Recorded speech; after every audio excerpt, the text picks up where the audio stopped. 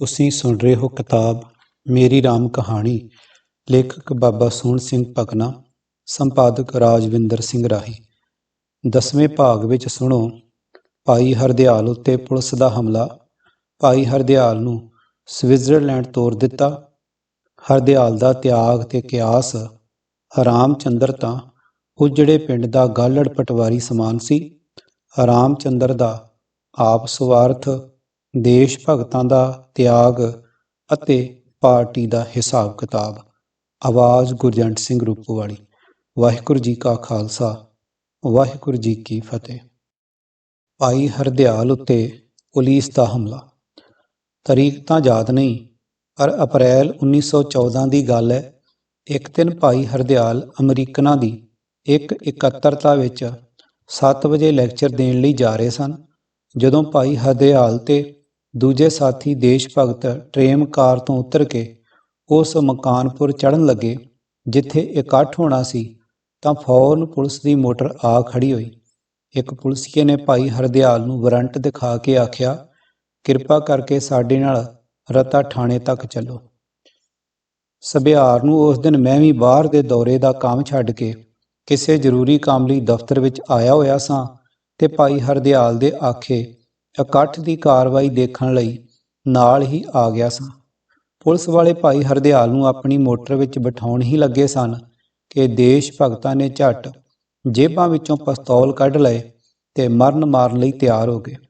ਭਾਈ ਕਰਤਾਰ ਸਿੰਘ ਨੂੰ ਮੈਂ ਅੱਖ ਦੀ ਸੈਨਤ ਨਾਲ ਨਾ ਰੋਕਦਾ ਤਾਂ ਕਿਸੇ ਦਾ ਕੌਡਾ ਜ਼ਰੂਰ ਚਿੱਤ ਕਰ ਦਿੰਦਾ। ਇਸ ਉਦਮ ਨੂੰ ਦੇਖਦੇ ਪੁਲਿਸ ਵਾਲੇ ਸਮਝ ਗਏ ਕਿ ਜੇ ਇਸ ਮੌਕੇ ਭਾਈ ਹਰਦਿਆਲ ਨੂੰ ਹੱਥ ਪਾਇਆ ਤਾਂ ਜ਼ਰੂਰ ਕਈ ਜਾਨਾਂ ਜਾਣਗੀਆਂ। ਇਹ ਸੋਚ ਕੇ ਪੁਲਿਸ ਨੇ ਭਾਈ ਹਰਦਿਆਲ ਨੂੰ ਕਿਹਾ ਕਿ ਆਪ ਵਾਰੰਟਪੁਰ ਸਹੀ ਪਾ ਦਿਓ ਤੇ ਭਲਕੇ ਅਦਾਲਤ ਵਿੱਚ ਹਾਜ਼ਰ ਹੋ ਕੇ ਮੁਕੱਦਮੇ ਦੇ ਫੈਸਲੇ ਹਾਜ਼ਰ ਜ਼ਮਾਨਤ ਦਾਖਲ ਕਰ ਦਿਓ। ਭਾਈ ਹਰਦਿਆਲ ਨੇ ਵਾਰੰਟਪੁਰ ਦਸਤਖਤ ਕਰ ਦਿੱਤੇ ਤੇ ਪੁਲਿਸ ਮੁੜ ਗਈ। ਅਸੀਂ ਸਾਰੇ ਇਕੱਠ ਵਿੱਚ ਪਹੁੰਚੇ। ਭਾਈ ਹਰਦਿਆਲ ਨੇ ਲੈਕਚਰ ਵਿੱਚ ਇਸ ਵਾਕੇ ਦੇ ਅੰਦਰਲੇ ਕਾਰਨ, ਅੰਗਰੇਜ਼ੀ ਗਵਰਨਮੈਂਟ ਦੀਆਂ ਚਾਲਾਂ ਤੇ ਗਵਰਨਮੈਂਟ ਅਮਰੀਕਾ ਦੀਆਂ ਕਮਜ਼ੋਰੀਆਂ ਨੂੰ ਸਰੋਤਿਆਂ ਦੇ ਸਾਹਮਣੇ ਚੰਗੀ ਤਰ੍ਹਾਂ ਖੋਲ੍ਹਿਆ। ਸਰੋਤਿਆਂ ਦੇ ਸਾਹਮਣੇ ਵਿੱਚੋਂ ਕਈ ਅਮਰੀਕਨਾਂ ਨੇ ਗਵਰਨਮੈਂਟ ਅਮਰੀਕਾ ਦੀ ਇਸ ਕਾਰਵਾਈ ਪੁਰ ਝੱਟ ਘਿਰਣਾ ਪਾਈ ਤੇ ਹਿੰਦੀਆਂ ਨੂੰ ਆਪਣੇ ਦੇਸ਼ ਲਈ ਆਜ਼ਾਦੀ ਪ੍ਰਾਪਤ ਕਰਨ ਵਿੱਚ ਸੱਚਾਈ ਪੁਰ ਮੰਨਿਆ। ਉਪਰੰਤ ਇਕੱਤਰਤਾ ਸਮਾਪਤ ਹੋਈ ਤੇ ਅਸੀਂ ਸਾਰੇ ਆਸ਼ਰਮ ਵਿੱਚ ਆ ਗਏ। ਤਾਂ ਰਾਹੀਂ ਪ੍ਰਬੰਧਕ ਕਮੇਟੀ ਨੂੰ ਓਰੀਗਨ ਆਦਿਕ ਥਾਈਂ ਇਤਲਾਹ ਦਿੱਤੀ ਗਈ ਤੇ ਜ਼ਮਾਨਤ ਦਾਖਲ ਕਰਨ ਵਾਸਤੇ ਡਾਲਰ ਘੱਲਣ ਲਈ ਸਾਰੀਆਂ ਬ੍ਰਾਂਚਾਂ ਪਾਸ ਅਪੀਲ ਕੀਤੀ ਗਈ। ਸਵੇਰ ਹੁੰਦਿਆਂ ਹੀ ਲੋੜ ਨਾਲੋਂ ਕਈ ਗੁਣਾ ਵੱਧ ਡਾਲਰ ਓਰੀਗਨ ਸਟੇਟ ਦੇ ਹਿੰਦੀਆਂ ਵੱਲੋਂ ਹੀ ਪੁੱਜ ਗਏ। ਪਰ ਅਮਰੀਕਾ ਵਿੱਚ ਇਹ ਕਾਨੂੰਨ ਹੈ ਕਿ ਨਗਦ ਜ਼ਮਾਨਤ ਵਿੱਚ ਕੋਈ ਜਾਇਦਾਦ ਜਾਂ ਜ਼ਮੀਨ ਆਦਿਕ ਰੱਖਦੀ ਹੈ। ਇਸ ਦਾ ਪ੍ਰਬੰਧ ਵੀ ਹੋ ਗਿਆ। ਜਦੋਂ ਅਗਲੇ ਦਿਨ ਭਾਈ ਹਰਦਿਆਲ ਅਦਾਲਤ ਵਿੱਚ ਹਾਜ਼ਰ ਹੋਏ ਤਾਂ ਅਦਾਲਤ ਨੇ ਮੁਕੱਦਮੇ ਦੇ ਫੈਸਲੇ ਤੱਕ 1000 ਜ਼ਮਾਨਤ ਮੰਗੀ, ਜਿਸ ਪਰ ਇੱਕ ਅਮਰੀਕਨ ਲੇਡੀ ਨੇ ਆਪਣੀ ਖਰੀਦੀ ਹੋਈ ਜ਼ਮੀਨ ਦਾ $1000 ਦੀ ਰਜਿਸਟਰੀ ਦਾ ਕਾਗਜ਼ ਅਦਾਲਤ ਵਿੱਚ ਜ਼ਮਾਨਤ ਵਜੋਂ ਰੱਖ ਦਿੱਤਾ ਤੇ ਸੁਸਾਇਟੀ ਨੇ ਉਸ ਨੂੰ $1000 ਨਗਦ ਦੇ ਦਿੱਤਾ। ਹਰਦਿਆਲ ਨੂੰ ਸਵਿਟਜ਼ਰਲੈਂਡ ਤੋਰ ਦਿੱਤਾ। ਅਮਰੀਕਾ ਤੋਂ ਛੁੱਟ ਕੈਨੇਡੀਅਨ ਦੇਸ਼ ਭਗਤਾਂ ਨੇ ਵੀ $1000 ਮੁਕੱਦਮੇ ਦੇ ਖਰਚ ਲਈ ਘੱਲਿਆ। ਅਮਰੀਕਨ ਅਖਬਾਰਾਂ ਨੇ ਭਾਈ ਹਰਦਿਆਲ ਦੀ ਬੜੀ ਸਹਾਇਤਾ ਕੀਤੀ। ਕਈ ਅਖਬਾਰਾਂ ਨੇ ਇੱਥੋਂ ਤੱਕ ਲਿਖਿਆ ਕਿ ਹੁਣ ਅਮਰੀਕਾ ਉਹ ਆਜ਼ਾਦ ਅਮਰੀਕਾ ਨਹੀਂ ਰਿਹਾ, ਉਹ ਅੰਗਰੇਜ਼ਾਂ ਦੇ ਬੂਟ ਚੱਟਣ ਵਾਲਾ ਇੱਕ ਗੁਲਾਮ ਅਮਰੀਕਾ ਹੈ।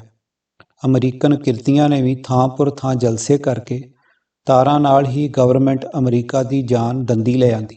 ਪਰ ਭਾਈ ਹਰਦਿਆਲ ਦੇ ਕਈ ਅਮਰੀਕਨ ਮਿੱਤਰਾਂ ਨੇ ਅੰਗਰੇਜ਼ਾਂ ਤੋਂ ਅੰਗਰੇਜ਼ੀ ਗਵਰਨਮੈਂਟ ਦੀ ਅੰਦਰਲੀ ਪਾਲਿਸੀ ਪੁਰ ਵਿਚਾਰ ਕਰਦਿਆਂ ਹੋਇਆਂ ਉਹਨਾਂ ਨੂੰ ਇਹੋ ਸਲਾਹ ਦਿੱਤੀ ਕਿ ਤੁਹਾਡਾ ਹੁਣ ਅਮਰੀਕਾ ਵਿੱਚ ਰਹਿਣਾ ਖਤਰੇ ਤੋਂ ਖਾਲੀ ਨਹੀਂ ਹੈ।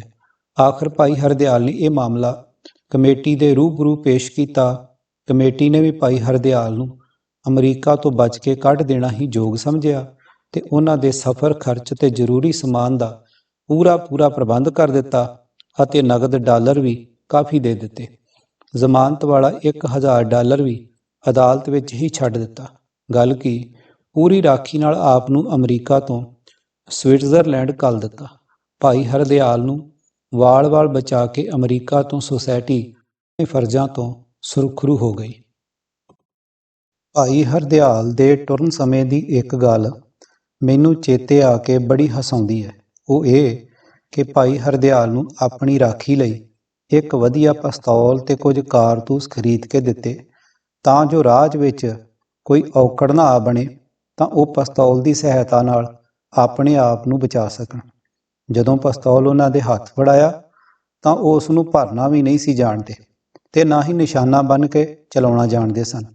ਮੈਂ ਹੱਸ ਕੇ ਆਖਿਆ, ਰੈਵੋਲੂਸ਼ਨ, ਗਦਰ ਤਾਂ ਸਾਰੇ ਸੰਸਾਰ ਵਿੱਚ ਕਰਾਉਣਾ ਚਾਹੁੰਦੇ ਹੋ, ਪਰ ਆਪ ਨੂੰ ਤਾਂ ਪਿਸਤੌਲ ਵੀ ਚਲਾਉਣਾ ਨਹੀਂ ਆਉਂਦਾ। ਇਸ ਪੁਰ ਭਾਈ ਹਰਦਿਆਲ ਵੀ ਬਹੁਤ ਹੱਸੇ ਤੇ ਆਖਰ ਪਿਸਤੌਲ ਉਹਨਾਂ ਨੇ ਮੋੜ ਹੀ ਦਿੱਤਾ। ਹਰਦਿਆਲ ਦਾ ਤਿਆਗ ਤੇ ਕਿਆਸ। ਭਾਈ ਹਰਦਿਆਲ ਜਦੋਂ ਸਾਡੇ ਕੋਲੋਂ ਵਿਦਾ ਹੋਣ ਲੱਗੇ ਤਾਂ ਮੈਨੂੰ ਵੱਖਰਿਆਂ ਸੱਦ ਕੇ ਆਖਿਓ ਨੇ, ਰਾਮ ਚੰਦਰ ਜੋ ਆਸ਼ਰਮ ਵਿੱਚ ਰਹਿੰਦਾ ਏ ਤਿਆਗੀ ਬੰਦਾ ਨਹੀਂ ਹੈ, ਆਪ ਨੇ ਉਸ ਦਾ ਖਿਆਲ ਰੱਖਣਾ। ਭਾਈ ਹਰਦਿਆਲ ਦਾ ਕਿਆਸ ਬਿਲਕੁਲ ਠੀਕ ਨਿਕਲਿਆ। ਅਖੀਰ ਰਾਮ ਚੰਦਰ ਮਾਇਆ ਉੱਤੇ ਡੁੱਲ ਪਿਆ। ਭਾਈ ਹਰਦਿਆਲ ਦੇ ਤਿਆਗ ਦੀ ਸਲਾਹੁਤ ਉਹਨਾਂ ਦੇ ਵੈਰੀਆਂ ਨੂੰ ਵੀ ਕਰਨੀ ਪੈਂਦੀ ਹੈ। ਜੇ ਉਹਨਾਂ ਵਿੱਚ ਕੋਈ ਘਾਟਾ ਹੈ ਤਾਂ ਸਿਰਫ ਦ੍ਰਿੜਤਾ ਦਾ ਹੀ ਹੈ।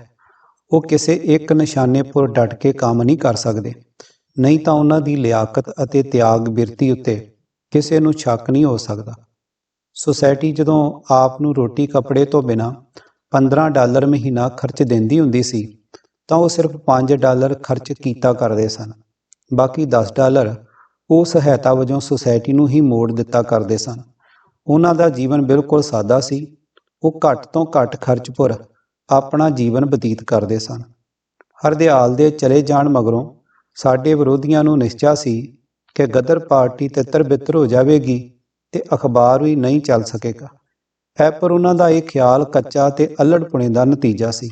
ਆਖਰ ਉਹਨਾਂ ਦਾ ਇਹ ਖਿਆਲ ਗਲਤ ਸਾਬਤ ਹੋਇਆ। ਸੁਸਾਇਟੀ ਦਾ ਜੋਸ਼ ਠੰਡਾ ਪੈ ਜਾਣ ਦੀ ਥਾਂ ਹੋਰ ਵੱਧ ਗਿਆ। ਅਖਬਾਰ ਬੰਦ ਤਾਂ ਕੀ ਹੋਣਾ ਸੀ, ਸਗੋਂ ਹੋਰ ਉੱਨਤੀ ਕਰ ਗਿਆ। ਭਾਈ ਹਰਦਿਆਲ ਦੇ ਹੁੰਦਿਆਂ ਹੀ ਅਖਬਾਰ ਸਿਰਫ ਉਰਦੂ ਤੇ ਪੰਜਾਬੀ ਵਿੱਚ ਛਪਦਾ ਸੀ, ਪਰ ਹੁਣ ਉਰਦੂ, ਪੰਜਾਬੀ, ਹਿੰਦੀ ਤੇ ਗੁਜਰਾਤੀ ਆਦਿਕ ਬੋਲੀਆਂ ਵਿੱਚ ਵੀ ਛਪਣ ਲੱਗ ਪਿਆ। ਇਸ ਤਰ੍ਹਾਂ ਸਾਡੇ ਵਿਰੋਧੀਆਂ ਦੀਆਂ ਆਸਾਂ ਉਮੀਦਾਂ ਪੁਰ ਪਾਣੀ ਫਿਰ ਗਿਆ। ਉਹਨਾਂ ਨੂੰ ਇੰਨਾ ਹੀ ਪਤਾ ਸੀ ਕਿ ਸਿਰਫ ਭਾਈ ਹਰਦਿਆਲ ਸਿੰਘ ਇਸ ਲਹਿਰ ਨੂੰ ਚਲਾਉਣ ਵਾਲਾ ਹੈ। ਉਹਨਾਂ ਨੂੰ ਇਸ ਗੱਲ ਦਾ ਕੋਈ ਪਤਾ ਨਹੀਂ ਸੀ ਕਿ ਭਾਈ ਹਰਦਿਆਲ ਤਾਂ ਐਡਿਟਰੀ ਤੋਂ ਛੁੱਟ ਹੋਰ ਕੁਝ ਵੀ ਨਹੀਂ ਕਰਦੇ ਤੇ ਨਾ ਹੀ ਕਰ ਸਕਦੇ ਨੇ। ਉਹ ਇਹ ਵੀ ਨਹੀਂ ਸਨ ਜਾਣਦੇ ਕਿ ਇਸ ਕੰਮ ਨੂੰ ਚਲਾਉਣ ਵਾਲੀ ਇੱਕ ਬਕਾਇਦਾ ਸੁਸਾਇਟੀ ਹੈ, ਨਾ ਕਿ ਇੱਕ ਆਦਮੀ। ਜੇ ਆਮ ਹਿੰਦੀ ਅਮਰੀਕਾ ਚੋਂ ਕੱਢੇ ਜਾਂਦੇ ਤਾਂ ਅਖਬਾਰ ਤੇ ਕੰਮ ਬੰਦ ਹੋ ਸਕਦਾ ਸੀ, ਨਹੀਂ ਤਾਂ ਕਦੀ ਨਹੀਂ। 1, 2 ਜਾਂ 4 ਆਦਮੀ ਕੱਢਣ ਨਾਲ ਸੁਸਾਇਟੀ ਦਾ ਕੁਝ ਨਹੀਂ ਸੀ ਖੁੱਸਦਾ। ਭਾਈ ਹਰਦਿਆਲ ਦੇ ਚਲੇ ਜਾਣ ਮਗਰੋਂ ਸੁਸਾਇਟੀ ਨੂੰ ਆਡੀਟਰ ਦੀ ਲੋੜ ਪਈ ਸੀ, ਸੋ ਕਮੇਟੀ ਨੇ ਰਾਮ ਚੰਦਰ ਨੂੰ ਆਡੀਟਰੀ ਦਾ ਕੰਮ ਸੌਂਪ ਦਿੱਤਾ। ਉਰਦੂ ਰਾਮ ਚੰਦਰ ਲਿਖਦਾ ਹੁੰਦਾ ਸੀ ਤੇ ਪੰਜਾਬੀ ਕਰਤਾਰ ਸਿੰਘ ਸਰਾਭਾ ਅਤੇ ਗੁਜਰਾਤੀ ਲਿਖਣ ਪੁਰ ਭਾਈ ਖੇਮ ਚੰਦਰ ਟਿਕਿਆ ਗਿਆ। ਜਦੋਂ ਸੁਸਾਇਟੀ ਅਖਬਾਰ ਦਾ ਪ੍ਰਬੰਧ ਕਰ ਚੁੱਕੀ ਸੀ ਤਾਂ ਦੂਜੀ ਲੋੜ ਇੱਕ ਚੀਫ ਸੈਕਟਰੀ ਦੀ ਸੀ, ਕਿਉਂ ਜੋ ਆਡੀਟਰੀ ਤੇ ਚੀਫ ਸੈਕਟਰੀ ਦਾ ਕੰਮ ਭਾਈ ਹਰਦਿਆਲ ਦੇ ਜ਼ਿੰਮੇ ਹੀ ਸੀ। ਹੁਣ ਇਹ ਦੋਵੇਂ ਕੰਮ ਸੁਸਾਇਟੀ ਨੇ 2 ਆਦਮੀਆਂ ਦੇ ਸਪੁਰਦ ਕਰਨੇ ਹੀ ਮੁਨਾਸਬ ਸਮਝੇ। ਸੁਸਾਇਟੀ ਦੇ ਚੰਗੇ ਭਾਗਾਂ ਨੂੰ ਚੀਫ ਸੈਕਟਰੀ ਇੱਕ ਇਹੋ ਜਿਹੇ ਸੱਚੇ ਦੇਸ਼ ਭਗਤ ਤਿਆਗੀ ਚੁਣੇ ਗਏ ਜਿਨ੍ਹਾਂ ਦੀ ਦ੍ਰਿੜਤਾ, ਸਚਾਈ, ਆਸ ਤੇ ਤਿਆਗ ਦਾ ਟਾਕਰਾ ਭਾਈ ਹਰਦਿਆਲ ਵੀ ਨਹੀਂ ਸੀ ਕਰ ਸਕਦਾ। ਉਹ ਸੱਚੇ ਦੇਸ਼ ਭਗਤ ਦਾ ਪਵਿੱਤਰ ਨਾਮ ਭਾਈ ਸੰਤੋਖ ਜੀ ਸੀ, ਜਿਨ੍ਹਾਂ ਨੇ ਅਮਰੀਕਾ ਤੋਂ ਮੁੜ ਕੇ ਅੰਮ੍ਰਿਤਸਰੋਂ ਗਰੀਬਾਂ ਦੇ ਸੱਚੇ ਹਮਦਰਦ ਮਾਸਕ ਪੱਤਰ ਕਿਰਤੀ ਨੂੰ ਜਨਮ ਦਿੱਤਾ। ਭਾਈ ਸੰਤੋਖ ਸਿੰਘ ਜੀ ਦੀ ਉਸਤਤੀ ਤੇ ਉਹਨਾਂ ਦੇ ਗੁਣਾਂ ਦੀ ਫੋਟੋ ਖਿੱਚਣਾ ਮੇਰੀ ਲੇਖਣੀ ਦੇ ਬਲ ਤੋਂ ਬਾਹਰ ਹੈ। ਉਹ ਸਾਰੇ ਦੇਸ਼ ਭਗਤ ਜੋ ਉਹਨਾਂ ਨਾਲ ਮਿਲ ਕੇ ਕੰਮ ਕਰਦੇ ਰਹੇ ਸਨ, ਭਾਈ ਸਾਹਿਬ ਦੇ ਗੁਣਾਂ ਨੂੰ ਚੰਗੀ ਤਰ੍ਹਾਂ ਜਾਣਦੇ ਹਨ। ਸੱਚ ਤਾਂ ਇਹ ਹੈ ਕਿ ਭਾਈ ਸੰਤੋਖ ਸਿੰਘ ਜੀ ਵਰਗੇ ਸੱਚੇ ਦੇਸ਼ ਭਗਤ ਤੇ ਕੰਮ ਕਰਨ ਵਾਲੇ ਸੰਸਾਰ ਵਿੱਚ ਵਿਰਲੇ ਹੀ ਹਨ। ਰਾਮ ਚੰਦਰ ਤਾਂ ਉਜੜੇ ਪਿੰਡ ਦਾ ਗਾਲੜ ਪਟਵਾਰੀ ਸਮਾਨ ਸੀ। ਅੰਗਰੇਜ਼ੀ ਗਵਰਨਮੈਂਟ ਦਾ ਇਹ ਖਿਆਲ ਸੀ ਕਿ ਜਿਹਾ ਕਿ ਰੋਲਟ ਐਕਟ ਵਿੱਚ ਲਿਖਿਆ ਹੈ ਤੇ ਜਿਸ ਦੀ ਪ੍ਰੋੜਤਾ ਭਾਈ ਸਚੇਂਦਰ ਨਾਥ ਸਨਿਆਲ ਨੇ ਵੀ ਕੀਤੀ ਹੈ ਕਿ ਹਰਦਿਆਲ ਤੋਂ ਮਗਰੋਂ ਲੀਡਰੀ ਦਾ ਕੰਮ ਰਾਮ ਚੰਦਰ ਦੇ ਹੱਥ ਲੱਗਾ ਬਿਲਕੁਲ ਗਲਤ ਹੈ। ਅਜਿਹਾ ਲਿਖਣਾ ਸਿਵਾਏ ਅਣਜਾਣਪੁਣਾ ਪ੍ਰਗਟ ਕਰਨ ਦੇ ਹੋਰ ਕੁਝ ਨਹੀਂ, ਕਿਉਂ ਜੋ ਅਸਲ ਸਮਾਚਾਰ ਇਸ ਤੋਂ ਐਨ ਉਲਟ ਹਨ। ਲੀਡਰੀ ਰਾਮਚੰਦਰ ਦੇ ਟੇਟੇ ਉਦੋਂ ਚੜ੍ਹ ਗਈ ਜਦੋਂ ਕੰਮ ਕਰਨ ਵਾਲੇ ਸਾਰੇ ਸੱਜਣ ਅਮਰੀਕਾ ਤੋਂ ਟੁਰ ਆਏ ਸਨ।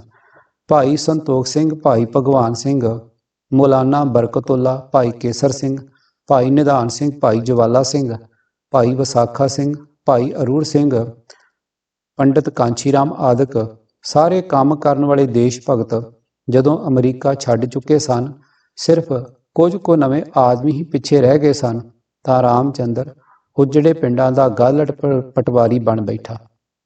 ਨਹੀਂ ਤਾਂ ਉਹਨਾਂ ਦੇਸ਼ ਭਗਤਾਂ ਦੇ ਸਾਹਮਣੇ ਜਿਨ੍ਹਾਂ ਦੇ ਪਵਿੱਤਰ ਨਾਮ ਮੈਂ ਉੱਤੇ ਲਿਖ ਆਇਆ ਹਾਂ, ਵਿਚਾਰਾ ਰਾਮਚੰਦਰ ਚੀਜ਼ ਹੀ ਕੀ ਸੀ। ਤੇ ਫਿਰ ਜਦੋਂ ਭਾਈ ਹਰਦਿਆਲ ਅਮਰੀਕਾ ਤੋਂ ਚਲੇ ਗਏ ਸਨ, ਤਾਂ ਉਹਨਾਂ ਦੀ ਥਾਂ ਭਾਈ ਸੰਤੋਖ ਸਿੰਘ ਚੀਫ ਸੈਕਟਰੀ ਥਾਪੇ ਗਏ ਸਨ, ਤਾਂ ਸਾਰਾ ਕੰਮ ਉਹਨਾਂ ਦੇ ਹੱਥ ਵਿੱਚ ਸੀ।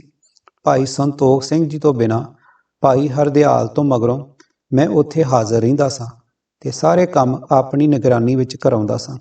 ਰਾਮਚੰਦਰ ਤਾਂ ਇੱਕ ਤਨਖਾਹ ਦਾ ਐਡੀਟਰ ਸੀ। ਭਾਈ ਹਰਦਿਆਲ ਤੋਂ ਮਗਰੋਂ ਨਵੇਂ ਚੀਫ ਸੈਕਟਰੀ ਭਾਈ ਸੰਤੋਖ ਸਿੰਘ ਜੀ ਦੀ ਸਚਾਈ, ਕੁਰਬਾਨੀ ਤੇ ਘਾਲਣਾ ਨੇ ਅਮਰੀਕਨ ਗਦਰ ਪਾਰਟੀ ਨੂੰ ਬਹੁਤ ਉੱਚਿਆਂ ਕੀਤਾ। ਭਾਈ ਹਰਦਿਆਲ ਉੱਤੇ ਤਾਂ ਕਈ ਪਾਸਿਆਂ ਤੋਂ ਟੀਕਾ ਟਿੱਪਣੀ ਵੀ ਹੋ ਸਕਦੀ ਹੈ, ਪਰ ਭਾਈ ਸੰਤੋਖ ਸਿੰਘ ਅਜਿਹੇ ਸੱਚੇ ਹੀਰੇ ਸੀ ਜਿਸ ਦੀ ਦ੍ਰਿੜਤਾ ਤੇ ਕੁਰਬਾਨੀ ਉੱਤੇ ਵੈਰੀਆਂ ਨੂੰ ਵੀ ਵਾਹ-ਵਾਹ ਕਰਨਾ ਪੈਂਦਾ ਸੀ। ਜਿੰਨੀ ਦਿਨੀ ਭਾਈ ਸੰਤੋਖ ਸਿੰਘ ਜੀ ਨੂੰ ਚੀਫ ਸੈਕਟਰੀ ਥਾਪਿਆ ਗਿਆ ਸੀ, ਉਨੀ ਦਿਨੀ ਉਹ ਕੈਲੀਫੋਰਨੀਆ ਵਿੱਚ ਜ਼ਮੀਨ ਠੇਕੇ ਤੇ ਲੈ ਕੇ ਭਾਈ ਵਿਸਾਖਾ ਸਿੰਘ ਜੀ ਨਾਲ ਮਿਲ ਕੇ ਆਲੂ ਲਵਾ ਰਹੇ ਸਨ। ਜਦੋਂ ਮੈਂ ਉਹਨਾਂ ਦੇ ਪਾਸ ਪੁੱਜਾ ਤਾਂ ਸੁਸਾਇਟੀ ਵਿੱਚ ਉਹਨਾਂ ਨੂੰ ਕੰਮ ਕਰਨ ਲਈ ਕਿਹਾ, ਤਾਂ ਉਹਨਾਂ ਨੇ ਉੱਤਰ ਦਿੱਤਾ, ਆਪਣੀ ਸਭਾ ਵਿੱਚ ਮੇਰੇ ਨਾਲੋਂ ਅੱਛੇ ਕੰਮ ਕਰਨ ਵਾਲੇ ਦੇਸ਼ ਭਗਤ ਹੈਗੇ ਨੇ, ਆਪ ਮੈਨੂੰ ਇਸ ਵਾਹੀ ਸਾਹੀ ਦੇ ਧੰਦੇ ਵਿੱਚ ਰੁੱਝਿਆ ਰਹਿਣ ਦਿਓ। ਇਸ ਕੰਮ ਵਿੱਚੋਂ ਮੈਂ ਰੁਪਇਆ ਕਮਾ ਕੇ ਵਿੱਤ ਅਨੁਸਾਰ ਸੁਸਾਇਟੀ ਨੂੰ ਸਹਾਇਤਾ ਦਿੰਦਾ ਰਹਾਂਗਾ। ਪਰ ਮੈਂ ਚੰਗੀ ਤਰ੍ਹਾਂ ਜਾਣਦਾ ਸਾਂ ਕਿ ਉਹ ਕਿਹੋ ਜਿਹੇ ਸੱਚੇ ਦੇਸ਼ ਭਗਤ ਤੇ ਕੰਮ ਕਰਨ ਵਾਲੇ ਸੱਜਣ ਹਨ। ਇਸ ਲਈ ਮੈਂ 3 ਕੁ ਦਿਨ ਉਹਨਾਂ ਨਾਲ ਕੌਮੀ ਹਾਨ ਲਾਭ ਸੰਬੰਧੀ ਚਰਚਾ ਕਰਦਾ ਰਿਹਾ। ਆਖਰ ਉਹਨਾਂ ਨੇ ਸੁਸਾਇਟੀ ਵਿੱਚ ਕੰਮ ਕਰਨਾ ਮੰਨ ਲਿਆ ਤੇ ਇਸ ਇਕੱਤਰਤਾ ਵਿੱਚ ਉਹ ਚੀਫ ਸੈਕਟਰੀ ਵੀ ਚੁਣੇ ਗਏ। ਹੁਣ ਉਹਨਾਂ ਨੇ ਆਪਣਾ ਸਾਰਾ ਵਕਤ ਤੇ ਜੀਵਨ ਸੁਸਾਇਟੀ ਨੂੰ ਅਰਪਣ ਕਰ ਦਿੱਤਾ ਤੇ ਖੂਬ ਡਟ ਕੇ ਕੰਮ ਕਰਨ ਲੱਗ ਪਏ। ਰਾਮਚੰਦਰ ਦਾ ਆਪ ਸਵਾਰਥ। ਜਦੋਂ ਹਿੰਦੀ ਐਸੋਸੀਏਸ਼ਨ ਕਾਇਮ ਹੋਈ ਤਾਂ ਉਦੋਂ ਰਾਮਚੰਦਰ ਆਪਣੀ ਇਸਤਰੀ ਸਣੇ ਸੈਂਟ ਜਾਨ ਦੇ ਕਾਰਖਾਨੇ ਵਿੱਚ ਭਾਈ ਕਾਂਚੀ ਰਾਮ ਪਾਸ ਰਹਿੰਦਾ ਹੁੰਦਾ ਸੀ ਤੇ ਕੰਮ ਵੀ ਉੱਥੇ ਕਰਦਾ ਸੀ। ਪਰ ਉਸ ਨੂੰ ਦੇਸ਼ੋਂ ਗਿਆ ਮਸਾਂ 6 ਕੁ ਮਹੀਨੇ ਹੋਏ ਹੋਣਗੇ ਕਿ ਬਿਮਾਰ ਹੋ ਗਿਆ ਤੇ ਉਸ ਦੇ ਹੱਥਾਂ ਦੀਆਂ ਸਾਰੀਆਂ ਉਂਗਲਾਂ ਸੁੰਗੜ ਗਈਆਂ, ਜਿਸ ਕਰਕੇ ਉਹ ਸਖਤ ਕੰਮ ਕਰਨ ਜੋਗਾ ਨਾ ਰਿਹਾ। ਇੱਕ ਦਿਨ ਭਾਈ ਕਾਂਚੀ ਰਾਮ ਨੇ ਮੈਨੂੰ ਦੱਸਿਆ ਕਿ ਰਾਮਚੰਦਰ ਪਾਸ ਖਰਚਾ ਆਦਿਕ ਨਹੀਂ ਹੈ। ਅੱਜ ਤੱਕ ਤਾਂ ਮੈਂ ਉਸ ਨੂੰ ਸਹਾਇਤਾ ਦਿੰਦਾ ਰਿਹਾ ਹਾਂ, ਪਰ ਸਦਾ ਵਾਸਤੇ ਮੈਂ ਉਸ ਨੂੰ ਸੰਭਾਲ ਨਹੀਂ ਸਕਦਾ। ਭਾਈ ਕਾਂਚੀ ਰਾਮ ਦੀ ਗੱਲ ਸੁਣ ਕੇ ਮੈਂ ਰਾਮਚੰਦਰ ਦੇ ਘਰ ਗਿਆ ਤੇ ਉਸ ਦਾ ਹਾਲ ਹਵਾਲ ਪੁੱਛਿਆ, ਜਿਸ ਪਰ ਉਸਨੇ ਅੱਖੀਆਂ ਭਰ ਕੇ ਆਖਿਆ, ਮੇਰੇ ਪਾਸ ਜੋ ਰੁਪਇਆ ਸੀ ਉਹ ਸਾਰਾ ਖਰਚ ਹੋ ਚੁੱਕਾ ਹੈ। ਉਸ ਤੋਂ ਬਿਨਾਂ ਭਾਈ ਕਾਂਚੀ ਰਾਮ ਨੇ ਵੀ ਮੈਨੂੰ ਕੁਝ ਰੁਪਇਆ ਦਿੱਤਾ ਸੀ, ਪਰ ਉਸ ਵਿੱਚੋਂ ਹੁਣ ਸਿਰਫ 3 ਕੁ ਦਿਨਾਂ ਦਾ ਖਰਚ ਮੇਰੇ ਪਾਸ ਬਾਕੀ ਹੈ। ਉਸ ਦੀ ਇਹ ਹਾਲਤ ਵੇਖ ਕੇ ਮੈਂ ਉਸ ਨੂੰ ਧੀਰਜ ਬਣਾਈ ਤੇ ਕਿਹਾ, ਆਪ ਕੋਈ ਚਿੰਤਾ ਨਾ ਕਰੋ, ਮੈਂ ਭਲਕੇ ਹੀ ਆਪ ਦੇ ਖਰਚੇ ਦਾ ਪ੍ਰਬੰਧ ਕਰ ਦਿਆਂਗਾ। ਇੰਨੀ ਗੱਲ ਕਰਕੇ ਮੈਂ ਆਪਣੇ ਕਾਰਖਾਨੇ ਨੂੰ ਮੁੜ ਆਇਆ ਤੇ ਕਾਰਖਾਨੇ ਦੇ ਹਿੰਦੀ ਦੇਸ਼ ਭਗਤਾਂ ਨੂੰ ਉਸ ਦੀ ਦਰਦ ਕਹਾਣੀ ਸੁਣਾਈ। ਉਹਨਾਂ ਨੇ ਫੌਰਨ $30 ਇਕੱਠੇ ਕਰ ਦਿੱਤੇ। ਅਗਲੇ ਦਿਨ ਹੀ ਮੈਂ ਉਹ ਰਕਮ ਭਾਈ ਊਧਮ ਸਿੰਘ ਜੀ ਦੇ ਹੱਥ, ਜੋ ਲਿੰਟਨ ਦੇ ਬ੍ਰਾਂਚ ਸੈਕਟਰੀ ਸਨ, ਰਾਮਚੰਦਰ ਪਾਸ ਘਲਵਾ ਦਿੱਤੀ। ਇਸ ਤੋਂ ਛੁੱਟ ਮੈਂ ਅਸਟੋਰੀਆ, ਪੋਰਟਲੈਂਡ ਤੇ ਬਰੈਡਵਿਲ ਦੀਆਂ ਬ੍ਰਾਂਚਾਂ ਦੇ ਦੇਸ਼ ਭਗਤਾਂ ਪਾਸ ਵੀ ਰਾਮਚੰਦਰ ਦੀ ਸਹਾਇਤਾ ਲਈ ਬੇਨਤੀ ਕਰੀ, ਜਿਸ ਦਾ ਸਿੱਟਾ ਇਹ ਹੋਇਆ ਕਿ 3 ਦਿਨਾਂ ਮਗਰੋਂ ਅਸਟੋਰੀਆ ਤੋਂ $100 ਪੁੱਜ ਗਿਆ ਤੇ ਇਸ ਸਮੇਂ ਪੋਰਟਲੈਂਡ, ਬਰੈਡਵਿਲ ਤੋਂ ਵੀ ਕਾਫੀ ਰਕਮ ਆ ਗਈ। ਉਸ ਵਕਤ ਲਗਭਗ $200 600 ਰੁਪਇਆ ਦੀ ਸਹਾਇਤਾ ਸੁਸਾਇਟੀ ਵੱਲੋਂ ਵੀ ਦਿੱਤੀ ਗਈ। ਹੁਣ ਉਸ ਦੇ ਪਾਸ ਚੋਖਾ ਰੁਪਇਆ ਹੋ ਗਿਆ ਸੀ। ਇਸ ਕਰਕੇ ਉਸਨੇ ਆਪਣਾ ਇਲਾਜ ਵੀ ਚੰਗੀ ਤਰ੍ਹਾਂ ਕਰਾਇਆ ਤੇ ਉਹ ਕੁਝ ਵੱਲ ਵੀ ਹੋ ਗਿਆ। ਪਰ ਉਸ ਦੀਆਂ ਉਂਗਲਾਂ ਇੰਨੀਆਂ ਰੋਗ ਨਹੀਂ ਸਨ ਹੋਈਆਂ ਕਿ ਉਹ ਕਾਰਖਾਨੇ ਵਿੱਚ ਕੰਮ ਕਰ ਸਕੇ। ਇਹਨਾਂ ਦਿਨਾਂ ਵਿੱਚ ਹੀ ਕਿਸੇ ਮੁਖਬਰ ਨੇ ਇਹ ਸਾਰਾ ਬਿਰਤਾਂਤ पोर्टलैंड वाले अंग्रेज कौंसलर ਦੇ ਕੰਨੀ ਜਾ ਚੋਇਆ। ਕੌਂਸਲਰ ਨੇ ਪੁੱਛ ਪੜਤਾਲ ਕੀਤੀ ਕਿ ਉਹ ਖੁਦ ਤਾਂ ਖੱਟਣ ਕਮਾਉਣ ਦੇ ਲਾਇਕ ਨਹੀਂ ਹੈ, ਫਿਰ ਉਸ ਦਾ ਗੁਜ਼ਾਰਾ ਕਿਵੇਂ ਹੁੰਦਾ ਹੈ। ਇਸ ਪਰ ਰਾਮਚੰਦਰ ਨੂੰ ਸ਼ੁਬਾ ਹੋ ਗਿਆ ਵੀ ਕੌਂਸਲਰ ਨੇ ਕਿਤੇ ਮੈਨੂੰ ਜਬਰੀ ਹਿੰਦੁਸਤਾਨ ਨਾ ਕਲਵਾ ਦੇਵੇ। ਇਸ ਖਤਰੇ ਦੇ ਕਾਰਨ ਉਸਨੇ ਭਾਈ ਕਾਂਸ਼ੀ ਰਾਮ ਦੀ ਰਾਹੀਂ ਮੇਰੇ ਪਾਸ ਇਹ ਖਤਰਾ ਪ੍ਰਗਟ ਕੀਤਾ। ਮੈਂ ਪ੍ਰਬੰਧਕ ਕਮੇਟੀ ਦੀ ਰਾਏ ਲੈ ਕੇ ਉਸ ਨੂੰ ਜੋਗਾਂਤਰ ਆਸ਼ਰਮ ਵਿੱਚ ਸਾਨ ਫਰਾਂਸਿਸਕੋ ਘੱਲ ਦਿੱਤਾ ਤੇ ਭਾਈ ਹਰਦਿਆਲ ਨੂੰ ਤੂੰ ਲਿਖ ਘੱਲਿਆ ਕਿ ਆਪ ਰਾਮਚੰਦਰ ਤੇ ਉਸ ਦੀ ਇਸਤਰੀ ਨੂੰ ਆਸ਼ਰਮ ਵਿੱਚ ਰੱਖੋ। ਇਸ ਤਰ੍ਹਾਂ ਉਸ ਨੂੰ ਆਸ਼ਰਮ ਵਿੱਚ ਇੱਕ ਅੱਡਰਾ ਕਮਰਾ ਰਹਿਣ ਲਈ ਦੇ ਦਿੱਤਾ ਤੇ ਉਹਨਾਂ ਦੋਹਾਂ ਜੀਆਂ ਦਾ ਖਰਚ ਸੁਸਾਇਟੀ ਨੇ ਕੌਮੀ ਇੱਜ਼ਤ ਦੇ ਲਿਹਾਜ਼ ਵਿੱਚ ਆਪਣੇ ਸਿਰ ਲੈ ਲਿਆ। ਇਸ ਤੋਂ ਬਿਨਾਂ ਆਸਟੋਰੀਆ ਵਾਲਿਆਂ ਨੇ ਫਿਰ $40 ਹੋਰ ਖਰਚ ਲਈ ਰਾਮਚੰਦਰ ਨੂੰ ਸਾਨ ਫਰਾਂਸਿਸਕੋ ਘੱਲ ਦਿੱਤੇ ਤੇ ਸੁਸਾਇਟੀ ਨੇ ਉਸ ਦੇ ਇਲਾਜ ਆਦਿਕ ਪਰ ਵੀ ਰੁਪਇਆ ਖਰਚ ਕੀਤਾ। ਇਸ ਵਿੱਚ ਰਤਾ ਸ਼ੱਕ ਨਹੀਂ ਕਿ ਜੇ ਸੁਸਾਇਟੀ ਉਸ ਵੇਲੇ ਰਾਮਚੰਦਰ ਨੂੰ ਨਾ ਸੰਭਾਲਦੀ ਤਾਂ ਉਹ ਜ਼ਰੂਰ ਮਰ ਜਾਂਦਾ। ਇਸ ਉਪਕਾਰ ਬਦਲੇ ਰਾਮਚੰਦਰ ਕਿੰਨਾ ਸੁਸਾਇਟੀ ਦਾ ਧੰਨਵਾਦੀ ਹੋਇਆ। ਹੁਣ ਰਤਾ ਉਹ ਵੀ ਸੁਣੋ। ਭਾਈ ਹਰਦਿਆਲ ਦੇ ਚਲੇ ਜਾਣ ਮਗਰੋਂ ਉਸ ਨੂੰ ਆਡੀਟਰੀ ਦਾ ਕੰਮ ਸੰਭਾਲਿਆ ਗਿਆ। ਰੋਟੀ ਕੱਪੜੇ ਤੋਂ ਛੁੱਟ ਸੁਸਾਇਟੀ ਨੇ $25 ਮਹੀਨਾ ਉਸ ਨੂੰ ਤਨਖਾਹ ਦੇਣੀ ਵੀ ਪ੍ਰਵਾਨ ਕੀਤੀ। ਮਕਾਨ ਤਾਂ ਪਹਿਲਾਂ ਹੀ ਉਸ ਨੂੰ ਮੁਫਤ ਦਿੱਤਾ ਹੋਇਆ ਸੀ, ਇਲਾਜ ਵੀ ਉਸ ਦਾ ਜਾਰੀ ਸੀ। ਇੱਕ ਵਾਰੀ ਸੁਸਾਇਟੀ ਨੇ ਪਾਸ ਕੀਤਾ ਕਿ ਸਨ 1857 ਦੇ ਗਦਰ ਦਾ ਹਾਲ ਜੋ ਭਾਈ ਸਵਰਕਰ ਨੇ ਅੰਗਰੇਜ਼ੀ ਵਿੱਚ ਲਿਖਿਆ ਹੈ ਤੇ ਜਿਸ ਦੀ ਇੱਕ ਕਾਪੀ ਆਸ਼ਰਮ ਵਿੱਚ ਹੈਗੀ ਹੈ, ਉਸ ਦਾ ਉਲੱਥਾ ਪੰਜਾਬੀ ਤੇ ਉਰਦੂ ਵਿੱਚ ਕਰਵਾਇਆ ਜਾਵੇ। ਇਹ ਕੰਮ ਸੁਸਾਇਟੀ ਨੇ ਰਾਮਚੰਦਰ ਦੇ ਸਪੁਰਦ ਕੀਤਾ ਹੈ, ਪਰ ਰਾਮਚੰਦਰ ਨੇ ਬਿਨਾਂ ਕਿਸੇ ਸ਼ਰਮ ਹਜਾ ਦੇ ਸਾਫ਼-ਸਾਫ਼ ਕਹਿ ਦਿੱਤਾ ਕਿ ਇਸ ਦਾ ਉਲੱਥਾ ਕਰਨ ਪਰ ਮੇਰੇ ਤਾਂ 3-4 ਮਹੀਨੇ ਲੱਗਣਗੇ। ਜੇ ਸੁਸਾਇਟੀ ਮੈਨੂੰ $100 ਮਿਹਨਤਾਂ ਨਾ ਦੇਵੇ ਤਾਂ ਮੈਂ ਉਲੱਥਾ ਕਰ ਦਿਆਂਗਾ। ਰਾਮਚੰਦਰ ਦਾ ਇਹ ਰੁੱਖਾ ਅਤੇ ਕੋਰਾ ਜਵਾਬ ਸੁਣ ਕੇ ਕਮੇਟੀ ਦੇ ਸਾਰੇ ਮੈਂਬਰ ਅਚੰਭਤ ਹੋ ਗਏ ਤੇ ਆਖਰ ਸੁਸਾਇਟੀ ਨੇ ਉਲੱਥਾ ਕਰਵਾਉਣਾ ਹੀ ਮੁਲਤਵੀ ਕਰ ਦਿੱਤਾ। ਪਰ ਸੁਸਾਇਟੀ ਫਿਰ ਵੀ ਆਪਣੇ ਫਰਜ਼ ਜੋ ਉਸਨੇ ਰਾਮਚੰਦਰ ਸੰਬੰਧੀ ਸਿਰ ਤੇ ਚੁੱਕੇ ਸਨ ਉਸੇ ਤਰ੍ਹਾਂ ਨਿਭਾਉਂਦੀ ਰਹੀ। ਉਸ ਨੂੰ ਕਿਸੇ ਤਰ੍ਹਾਂ ਦੀ ਤੰਗੀ ਨਾ ਹੋਣ ਦਿੱਤੀ। ਆਖਰ ਇਹ ਅਪਸਵਾਰਥ ਉਸ ਨੂੰ ਮੌਤ ਹੋ ਢੁਕਿਆ। ਰਾਮਚੰਦਰ ਦਾ ਜੋ ਹਸ਼ਰ ਹੋਇਆ ਉਹ ਸਾਨੂੰ ਕੈਲੀਫੋਰਨੀਆ ਦੇ ਇੱਕ ਸੱਚੇ ਦੇਸ਼ ਭਗਤ ਤੇ ਸੁਸਾਇਟੀ ਦੇ ਮੈਂਬਰ ਦੀ ਚਿੱਠੀ ਤੋਂ ਮਾਲੂਮ ਹੋਇਆ। ਉਸ ਨੇ ਲਿਖਿਆ ਕਿ ਰਾਮਚੰਦਰ ਸੁਸਾਇਟੀ ਦਾ ਰੁਪਇਆ ਖਾ ਜਾਣ ਦੇ ਕਾਰਨ ਇੱਕ ਦੇਸ਼ ਭਗਤ ਦੇ ਹੱਥੋਂ ਮਾਰਿਆ ਗਿਆ ਹੈ। ਦੇਸ਼ ਭਗਤਾਂ ਦਾ ਤਿਆਗ। ਰਾਮਚੰਦਰ ਨੂੰ ਛੱਡ ਕੇ ਬਾਕੀ ਜਿੰਨੇ ਵੀ ਦੇਸ਼ ਭਗਤ ਦਫ਼ਤਰ ਤੇ ਪ੍ਰੈਸ ਵਿੱਚ ਕੰਮ ਕਰਦੇ ਸਨ ਉਹ ਸਾਰੇ ਹੀ ਸੱਚੇ ਅਰਥਾਂ ਵਿੱਚ ਤਿਆਗ ਦੀਆਂ ਮੂਰਤੀਆਂ ਸਨ। ਆਲੂ ਤੇ ਗੰਢੇ ਰੁਪਏ ਵੀ ਅਕਸਰ ਬਾਹਰੋਂ ਵਾਹੀ ਕਰਨ ਵਾਲੇ ਦੇਸ਼ ਭਗਤ ਭਾਈ ਜਵਾਲਾ ਸਿੰਘ, ਭਾਈ ਵਿਸਾਖਾ ਸਿੰਘ, ਭਾਈ ਸੰਤੋਖ ਸਿੰਘ ਆਦਿਕ ਤੇ ਹੋਰ ਕਈ ਵਤਨ ਪ੍ਰੇਮੀ ਮੁਫਤ ਘੱਲ ਦਿੱਤਾ ਕਰਦੇ ਸਨ। ਸਿਰਫ ਡਬਲ ਰੋਟੀ ਬਾਜ਼ਾਰੋਂ ਮੁੱਲ ਖਰੀਦਣੀ ਪੈਂਦੀ ਸੀ। ਜਦ ਤੱਕ ਉਹਨਾਂ ਦੇ ਪੱਲੇ ਆਪਣਾ ਰੁਪਇਆ ਰਿਹਾ ਉਹ ਕੌਮੀ ਸੇਵਾ ਕਰਦੇ ਹੋਏ ਵੀ ਆਪਣਾ ਪੱਲਾ ਖਾਂਦੇ ਰਹੇ। ਸੁਸਾਇਟੀ ਦੇ ਫੰਡ ਵਿੱਚੋਂ ਕਿਸੇ ਨੇ ਇੱਕ ਪਾਈ ਤੱਕ ਅੰਗੀਕਾਰ ਨਹੀਂ ਕੀਤੀ। ਅਮਰੀਕਨ ਗਦਰ ਪਾਰਟੀ ਦੇ ਮੈਂਬਰਾਂ ਦੀ ਸੱਚਾਈ, ਕੁਰਬਾਨੀ, ਨਿਰਭੈਤਾ ਤੇ ਤਿਆਗ ਦੀ ਸਲਾਹਤ ਉਹਨਾਂ ਦੇ ਕੱਟੜ ਤੋਂ ਕੱਟੜ ਵਿਰੋਧੀਆਂ ਦੇ ਮੂੰਹੋਂ ਵੀ ਨਿਕਲੇ ਬਿਨਾਂ ਨਹੀਂ ਰਹਿ ਸਕਦੀ।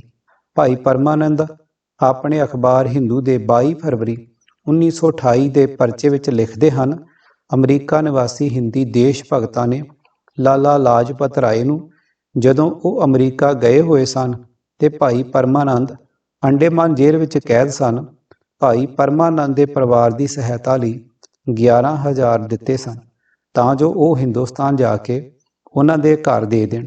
ਇਹ ਗੱਲ ਵੱਖਰੀ ਹੈ ਕਿ ਲਾਲਾ ਲਾਜਪਤ ਰਾਏ ਨੇ ਉਕਤ ਰਕਮ ਉਹਨਾਂ ਦੇ ਘਰ ਦਿੱਤੀ ਹੈ ਜਾਂ ਨਹੀਂ, ਪਰ ਕੈਨੇਡਾ ਤੇ ਅਮਰੀਕਾ ਵਾਸੀ ਹਿੰਦੀਆਂ ਨੇ ਕੋਈ ਅਜਿਹਾ ਮੌਕਾ ਹੱਥੋਂ ਨਹੀਂ ਗਵਾਇਆ ਜਦੋਂ ਕਿ ਉਹਨਾਂ ਨੂੰ ਦੇਸ਼, ਕੌਮ ਜਾਂ ਕਿਸੇ ਦੇਸ਼ ਭਗਤ ਦੀ ਸੇਵਾ ਕਰਨ ਦਾ ਮੌਕਾ ਹੱਥ ਲੱਗਾ ਹੋਵੇ ਤੇ ਉਹਨਾਂ ਨੇ ਆਪਣਾ ਗਾੜਾ ਮੁੜਕਾ ਚੋ ਕੇ ਕਮਾਏ ਰੁਪਏ ਨੂੰ ਦੇਸ਼ ਕੌਮ ਹਿੱਤ ਪਾਣੀ ਵਾਂਗ ਨਾ ਰੋੜਿਆ। ਪਰ ਅਫਸੋਸ ਅਮਰੀਕਾ ਕੈਨੇਡਾ ਵਾਸੀ ਹਿੰਦੀਆਂ ਦੀ ਇਸ ਸੱਚੀ ਦੇਸ਼ ਭਗਤੀ ਤੋਂ ਬਹੁਤ ਸਾਰੇ ਅਪਸਵਾਰਥੀਆਂ ਨੇ ਅਯੋਗ ਲਾਭ ਉਠਾਇਆ ਤੇ ਆਪਣੀ ਕੋਝੀ ਕਰਤੂਤ ਪਰ ਪਰਦਾ ਪਾਉਣ ਲਈ ਉਲਟਾ ਉਹਨਾਂ ਹੀ ਦੇਸ਼ ਭਗਤਾਂ ਨੂੰ ਬਦਨਾਮ ਕੀਤਾ ਤੇ ਉੱਲੂ ਬਣਾਇਆ ਹੈ। ਜਦੋਂ ਆਸ਼ਰਮ ਅਤੇ ਛਾਪੇਖਾਨੇ ਵਿੱਚ ਸੇਵਾ ਕਰਨ ਵਾਲੇ ਦੇਸ਼ ਭਗਤਾਂ ਦੇ ਪੱਲੇ ਆਪਣੇ ਰੁਪਏ ਵਜੋਂ ਖਾਲੀ ਹੋ ਚੁੱਕੇ ਸਨ ਤਾਂ ਉਹਨਾਂ ਨੇ ਕੁਝ ਦਿਨਾਂ ਲਈ ਬਾਹਰ ਜਾ ਕੇ ਰੁਪਇਆ ਲਿਆਉਣ ਵਾਸਤੇ ਛੁੱਟੀ ਮੰਗੀ। ਸੁਸਾਇਟੀ ਨੇ ਕਿਸੇ ਦੇਸ਼ ਭਗਤ ਨੂੰ ਕੰਮ ਛੱਡ ਕੇ ਰੁਪਇਆ ਕਮਾਉਣ ਦੀ ਆਗਿਆ ਨਾ ਦਿੱਤੀ। ਇਸ ਪਰ ਸਾਰਿਆਂ ਨੇ ਸੁਸਾਇਟੀ ਦੇ ਇਸ ਹੁਕਮ ਨੂੰ ਸਿਰ ਧਰ ਕੇ ਸਦਾ ਲਈ ਆਪਣਾ ਰੁਪਇਆ ਪੈਸਾ ਕਮਾਉਣ ਦਾ ਸਵਾਰਥ ਤਿਆਗ ਦਿੱਤਾ ਤੇ ਸੁਸਾਇਟੀ ਦੇ ਲੰਗਰ ਵਿੱਚੋਂ ਰੁੱਖਾ ਮਿੱਸਾ ਪ੍ਰਸ਼ਾਦਾ ਛਕ ਕੇ ਤੇ ਮੋਟਾ ਠੁੱਲਾ ਕੱਪੜਾ ਪਹਿਨ ਕੇ ਦੇਸ਼ ਦੀ ਆਜ਼ਾਦੀ ਲਈ ਸੇਵਾ ਵਿੱਚ ਜੁਟੇ ਰਹੇ। ਪਰ ਫਿਰ ਕਿਸੇ ਨੇ ਬਾਹਰ ਜਾਣ ਤੱਕ ਦਾ ਨਾਂ ਨਹੀਂ ਲਿਆ। ਕੱਪੜਾ ਤਾਂ ਫਿਰ ਵੀ ਸ਼ਾਇਦ ਹੀ ਕਿਸੇ ਦੇਸ਼ ਭਗਤ ਨੇ ਲਾਚਾਰੀ ਕਰਕੇ ਸੁਸਾਇਟੀ ਦੇ ਫੰਡ ਵਿੱਚੋਂ ਲਿਆ ਹੋ। ਹਾਂ, ਪ੍ਰਸ਼ਾਦਾ ਜ਼ਰੂਰ ਸਾਰੇ ਸੇਵਕ ਸੁਸਾਇਟੀ ਦੇ ਫੰਡ ਵਿੱਚੋਂ ਹੀ ਛਕਦੇ ਰਹੇ। ਉਹਨਾਂ ਦੀ ਖੁਰਾਕ ਵੀ ਬਹੁਤ ਸਾਦਾ ਹੁੰਦੀ ਸੀ, ਸਿਰਫ ਡਬਲ ਰੋਟੀ ਤੇ ਆਲੂ। ਆਪਣਾ ਨਿੱਜ ਦਾ ਕੰਮ ਕਰਦੇ ਹੋਏ ਜੋ ਦੇਸ਼ ਭਗਤ ਮਾਸ, ਆਂਡਾ ਤੇ ਮੱਖਣ ਤੋਂ ਬਿਨਾਂ ਇੱਕ ਦਿਨ ਨਹੀਂ ਰਹਿ ਸਕਦੇ ਸਨ, ਹੁਣ ਉਹ ਸੁੱਕੀ ਰੋਟੀ ਤੇ ਬੇਸਵਾਦੇ ਆਲੂ ਹੀ ਬੜੇ ਸ਼ੌਂਕ ਨਾਲ ਖਾਂਦੇ ਸਨ, ਕਿਉਂ ਜੋ ਉਹਨਾਂ ਨੂੰ ਹੁਣ ਆਪਣੇ ਦੇਸ਼ ਦੀ ਗਰੀਬੀ ਤੇ ਕੌਮੀ ਲੋੜਾਂ ਦਾ ਪੂਰਾ ਗਿਆਨ ਹੋ ਚੁੱਕਾ ਸੀ। ਕਈ ਵਾਰੀ ਇੱਕ ਪੈਸਾ ਖਰਚਣ ਬਾਰੇ ਵੀ ਅਸੀਂ ਲੋਕ ਕਈ ਘੰਟੇ ਸੋਚਿਆ ਕਰਦੇ ਸੀ ਕਿ ਖਰਚੀਏ ਕਿ ਨਾ। ਇਸ ਵਕਤ ਭਾਈ ਹਰਦਿਆਲ ਅਮਰੀਕਾ ਤੋਂ ਜਾ ਚੁੱਕੇ ਸਨ, ਨਹੀਂ ਤਾਂ ਜੇ ਉਹ ਇੱਥੇ ਹੁੰਦੇ ਤਾਂ ਉਹਨਾਂ ਦਾ ਤਿਆਗ ਵੀ ਇਹਨਾਂ ਦੇਸ਼ ਭਗਤਾਂ ਦੇ ਤਿਆਗ ਅਗਾੜੀ ਫਿੱਕਾ ਪੈ ਜਾਂਦਾ। ਪਾਰਟੀ ਦਾ ਹਿਸਾਬ ਕਿਤਾਬ। ਅੱਜ ਤੱਕ ਸੁਸਾਇਟੀ ਨੂੰ ਵਧੇਰੇ ਸਹਾਇਤਾ ਓਰੀਗਨ ਸਟੇਟ ਦੇ ਹਿੰਦੀਆਂ ਵੱਲੋਂ ਹੀ ਮਿਲਦੀ ਸੀ, ਕਿਉਂ ਜੋ ਉੱਥੇ ਕੈਲੀਫੋਰਨੀਆ ਤੋਂ ਪਹਿਲਾਂ ਜਥੇਬੰਦੀ ਹੋ ਚੁੱਕੀ ਸੀ ਤੇ ਇੱਥੇ ਹੀ ਗਦਰ ਪਾਰਟੀ ਦਾ ਜਨਮ ਹੋਇਆ ਸੀ। ਪ੍ਰੈਸ ਤੇ ਅਖਬਾਰ ਵਾਸਤੇ ਰੁਪਇਆ ਵੀ ਵਧੇਰੇ ਉੱਥੋਂ ਦੇ ਹਿੰਦੀਆਂ ਨੇ ਹੀ ਦਿੱਤਾ ਸੀ। ਓਰੀਗਨ ਸਟੇਟ ਦਾ ਹਰ ਇੱਕ ਕਾਰਖਾਨਾ ਜਿੱਥੇ ਜਿੱਥੇ ਹਿੰਦੀ ਕੰਮ ਕਰਦੇ ਸਨ, ਸੁਸਾਇਟੀ ਦੀ ਇੱਕ ਸਾਖ ਸਮਝਿਆ ਜਾਂਦਾ ਸੀ ਤੇ ਹਰ ਇੱਕ ਸਾਖ ਦਾ ਇੱਕ ਇੱਕ ਸਕੱਤਰ ਹੁੰਦਾ ਸੀ ਜੋ ਆਪਣੀ ਸ਼ਾਖਾ ਦਾ ਇੱਕ ਬਕਾਇਦਾ ਲੇਖਾ ਪਤਾ ਰੱਖਦਾ ਸੀ ਤੇ ਮੈਂਬਰਾਂ ਦਾ ਮਾਸਿਕ ਚੰਦਾ ਉਗਰਾ ਕੇ ਸੁਸਾਇਟੀ ਨੂੰ ਘੱਲਦਾ ਸੀ। ਮਹੀਨਾ ਮੁੱਕਣਪੁਰ ਚੀਫ ਸੈਕਟਰੀ ਕੁੱਲ ਆਮਦਨ ਖਰਚ ਦਾ ਚਿੱਠਾ ਬਣਾ ਕੇ ਪ੍ਰਧਾਨ ਸਾਹਿਬ ਦੀ ਪ੍ਰਵਾਨਗੀ ਲੈਣ ਮਗਰੋਂ ਚਿੱਠਾ ਪ੍ਰਕਾਸ਼ਿਤ ਕਰ ਦਿੰਦਾ ਸੀ। ਇਸ ਚਿੱਠੇ ਦੀ ਇੱਕ ਕਾਪੀ ਸੁਸਾਇਟੀ ਦੇ ਹਰ ਇੱਕ ਸ਼ਾਖ ਨੂੰ ਘੱਲੀ ਜਾਂਦੀ ਸੀ। ਸ਼ਾਖਾ ਦੇ ਸਕੱਤਰ ਕੁੱਲ ਮੈਂਬਰਾਂ ਨੂੰ ਮਾਸਿਕ ਆਮਦਨ ਖਰਚ ਦਾ ਚਿੱਠਾ ਸੁਣਾ ਦਿੰਦੇ ਸਨ। ਹਰ ਇੱਕ ਸ਼ਾਖ ਨੂੰ ਇਹ ਪੂਰਨ ਅਧਿਕਾਰ ਸੀ ਕਿ ਜੇ ਉਹ ਇਸ ਰਿਪੋਰਟ ਵਿੱਚ ਕੋਈ ਭੁੱਲ ਵੇਖਣ ਤਾਂ ਫੌਰਨ ਪ੍ਰਬੰਧਕ ਕਮੇਟੀ ਪਾਸੋਂ ਪੁੱਛ-ਗਿੱਛ ਕਰਨ। ਇਹ ਚਿੱਠਾ ਕੈਨੇਡਾ ਤੇ ਹੋਰਨਾਂ ਥਾਵਾਂ ਨੂੰ ਵੀ ਘੱਲਿਆ ਜਾਂਦਾ ਸੀ ਜਿੱਥੇ ਜਿੱਥੇ ਕਿ ਗਦਰ ਪਾਰਟੀ ਦੀਆਂ ਸ਼ਾਖਾ ਸਨ। ਹਾਂ, ਗੁਪਤ ਕਮੇਟੀ ਦਾ ਹਿਸਾਬ ਕਿਤਾਬ ਉਸ ਚਿੱਠੇ ਵਿੱਚ ਦਰਜ ਨਹੀਂ ਸੀ ਕੀਤਾ ਜਾਂਦਾ। ਆਸ਼ਰਮ ਤੇ ਛਾਪੇਖਾਨੇ ਦੇ ਹਰ ਇੱਕ ਵਿਭਾਗ ਦਾ ਹਿਸਾਬ ਵੀ ਇਸੇ ਤਰ੍ਹਾਂ ਸੀ। ਹਰ ਇੱਕ ਵਿਭਾਗ ਮਹਿਕਮਾ ਦਾ ਇੱਕ ਇੱਕ ਸਕੱਤਰ ਸੀ ਜੋ ਆਪਣੇ ਵਿਭਾਗ ਦਾ ਪੂਰਾ ਹਿਸਾਬ ਰੱਖਦਾ ਸੀ।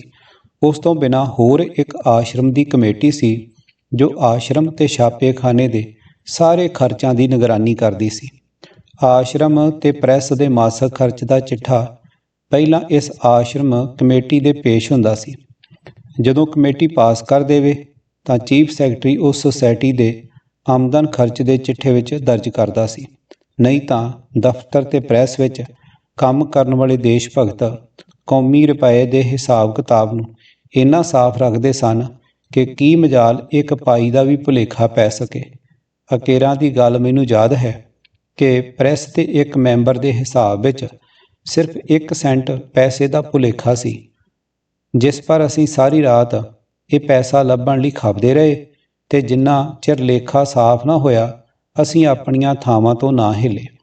ਇੱਥੇ ਸਵਾਲ ਹੋ ਸਕਦਾ ਹੈ ਕਿ ਜਦੋਂ ਇੰਨੀ ਸਚਾਈ ਤੇ ਹੁਸ਼ਿਆਰੀ ਸੀ ਤਾਂ ਫਿਰ ਰਾਮਚੰਦਰ ਨੂੰ ਰੁਪਇਆ ਖਾਣ ਦਾ ਮੌਕਾ ਕਿਵੇਂ ਮਿਲਿਆ? ਇਸ ਦਾ ਉੱਤਰ ਇਹ ਹੈ ਕਿ ਸੁਸਾਇਟੀ ਦੀ ਜਿਸ ਸਮੇਂ ਦੀ ਹਾਲਤ ਮੈਂ ਪਾਠਕਾਂ ਦੇ ਪੇਸ਼ ਕਰ ਰਿਹਾ ਹਾਂ, ਉਸ ਵਕਤ ਸਾਰੇ ਪੁਰਾਣੇ ਸੇਵਕ ਉੱਥੇ ਹੈਗੇ ਸਨ ਜਿਨ੍ਹਾਂ ਨੇ ਆਪਣੇ ਸਾਰੇ ਸਵਾਰਥਾਂ ਨੂੰ ਲੱਤ ਮਾਰ ਕੇ ਕੌਮੀ ਸੇਵਾ ਸ਼ੁਰੂ ਕੀਤੀ ਸੀ। ਜਦੋਂ ਉਹ ਲੜਾਈ ਦੇ ਮੌਕੇ ਦੇਸ਼ ਵਿੱਚ ਆ ਕੇ ਕੁਝ ਤਾਂ ਫਾਹੇ ਲੱਗ ਗਏ ਤੇ ਕੁਝ ਉਮਰ ਭਰ ਕਾਲੇ ਪਾਣੀ ਤੇ ਹੋਰਨਾਂ ਜੇਲ੍ਹਾਂ ਵਿੱਚ ਜਾ ਬਰਾਜੇ ਅਤੇ ਕਈ ਅਮਰੀਕਾ ਛੱਡ ਕੇ ਹੋਰਨਾਂ ਦੇਸ਼ਾਂ ਵੱਲ ਨਿਕਲ ਗਏ ਤਾਂ ਮੈਦਾਨ ਸਾਫ਼ ਵੇਖ ਕੇ ਰਾਮਚੰਦਰ ਤੇ ਉਹੋ ਜਿਹੇ ਹੋਰ ਆਦਮੀਆਂ ਦਾ ਹੌਸਲਾ ਵੱਧ ਗਿਆ ਤੇ ਉਹਨਾਂ ਨੂੰ ਆਪਣੇ ਗਾਉਂ ਨੇ ਅੰਨ੍ਹਿਆ ਕਰ ਦਿੱਤਾ, ਜਿਸ ਦਾ ਫਲ ਰਾਮਚੰਦਰ ਦੀ ਮੌਤ ਹੋਇਆ। ਕਿਤਾਬ ਮੇਰੀ ਰਾਮ ਕਹਾਣੀ ਲੇਖਕ ਬਾਬਾ ਸੋਹਣ ਸਿੰਘ ਭਕਨਾ, ਸੰਪਾਦਕ ਰਾਜਵਿੰਦਰ ਸਿੰਘ ਰਾਹੀ। ਤੁਸੀਂ ਸੁਣ ਰਹੇ ਸੀ 10ਵਾਂ ਭਾਗ ਆਵਾਜ਼ ਗੁਰਜੰਟ ਸਿੰਘ ਰੂਪੋਵਾਲੀ। ਵਾਹਿਗੁਰੂ ਜੀ ਕਾ ਖਾਲਸਾ, ਵਾਹਿਗੁਰੂ ਜੀ ਕੀ ਫਤਿਹ।